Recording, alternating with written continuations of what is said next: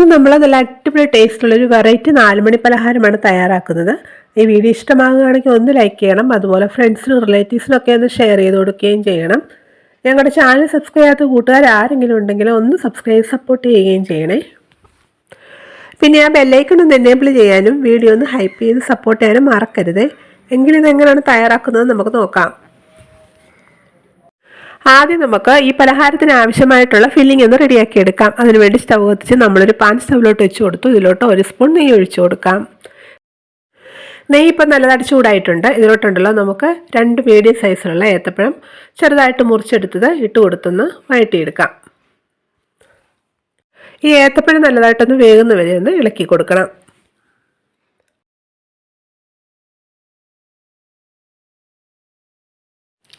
ഇപ്പോൾ ഈ ഏത്തപ്പഴമൊക്കെ നല്ലതായിട്ട് വെന്തിട്ടുണ്ട്. ഇനി ഇതിലോട്ട് കുറച്ച് പഞ്ചസാര ചേർത്ത് കൊടുക്കാം. വലിയ സ്പൂൺ 2 സ്പൂൺ പഞ്ചസാരയാണ് ചേർത്തിരിക്കുന്നത്.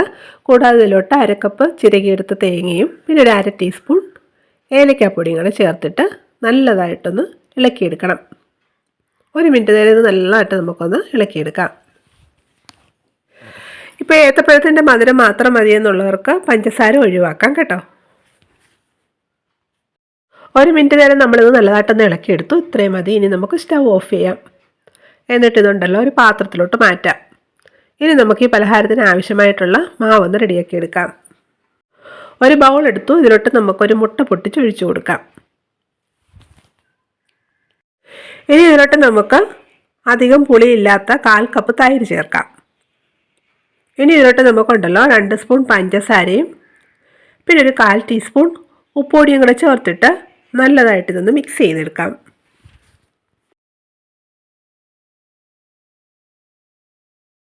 ഇനി ഇതിലോട്ട് 2 ടേബിൾ സ്പൂൺ സൺഫ്ലവർ ഓയിലും കൂടെ ചേർത്തിട്ട് നല്ലതായിട്ട് ഒന്നുകൂടി ഒന്ന് മിക്സ് ചെയ്തെടുക്കണം.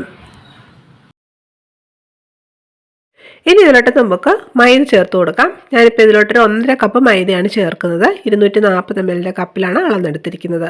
കൂടാതെ നമ്മൾ ഇതിലോട്ട് 1 ടീസ്പൂൺ ബേക്കിംഗ് പൗഡറും കൂടെ ചേർക്കുന്നുണ്ട്. ഇതെല്ലാം ചേർത്ത് കൊടുത്തിട്ട് നല്ലതായിട്ടൊന്ന് മിക്സ് ചെയ്യണം. ഇനി ഈ വിസ്ക് മാറ്റിയിട്ടുണ്ടല്ലോ നമുക്കിത് കൈ കൊണ്ട് നല്ലതായിട്ടൊന്ന് കുഴച്ചെടുക്കാം. നല്ല സോഫ്റ്റ് ആയിട്ടുള്ളൊരു മാവ് നമ്മൾ റെഡിയാക്കി എടുത്തിട്ടുണ്ട്. ഇനി ഇതിൽ നിന്ന് കുറേശ്ശെ എടുത്തിട്ട് നമുക്കൊന്ന് ഉരുട്ടിയെടുക്കാം. ഇതുപോലെ ഇത്രയും വലിപ്പത്തിൽ നമ്മളിതൊന്ന് ഉരുട്ടിയെടുക്കുകയാണ് കേട്ടോ. ഈ ഉരുട്ടിയെടുത്ത മാവ് നമുക്കിനി ഒന്ന് പരത്തിയെടുക്കാം. ഒരു ചപ്പാത്തി പലകയിലോട്ട് വെച്ച് കൊടുത്തിട്ട് ഇതൊന്ന് പരത്തിയെടുക്കാം.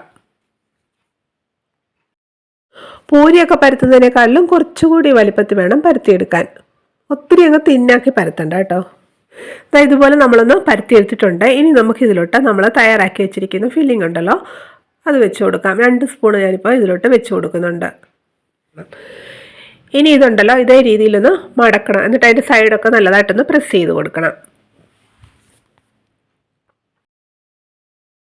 ഇനി ഇതിൻ്റെ സൈഡ് ഇതേ രീതിയിൽ നമുക്ക് കത്തി ഉപയോഗിച്ചിട്ടൊന്ന് കട്ട് ചെയ്യാം.